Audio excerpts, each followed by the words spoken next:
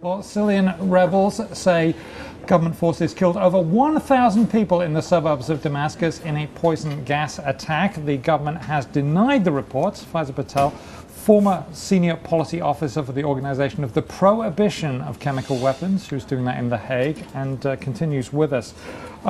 You have a storied history on all the news today.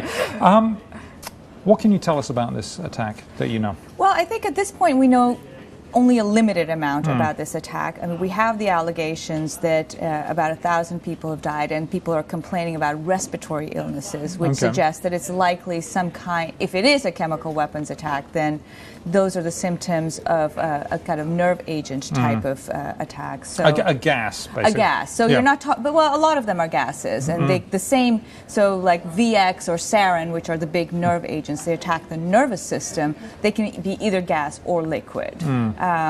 But it doesn't sound, based on the symptoms reported, that it's mustard gas, because that creates blisters and so forth. And that was something that was used in the First World War, which was almost 100 years ago now.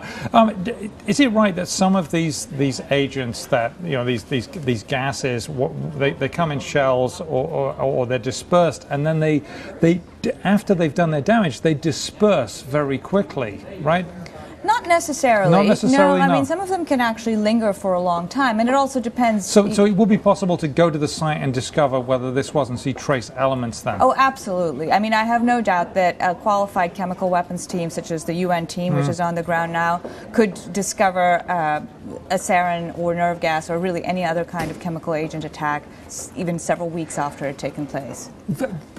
Quickly, but if it does turn out that chemical weapons were used by the Assad regime, is that the line being crossed that President Obama talked about? If a line is crossed and this happens, I think chemical weapons the U.S. might have to get involved. Would that be an absolute? Do you think? What are your thoughts? Well, that's certainly the indication that he gave. I guess it was almost a year ago now, where he said, this is the red line that they cannot cross. They cannot use chemical weapons on civilians, and so and there's a UN team over there, and if they were to find chemical weapons use, I think he would be hard pressed to back away from that.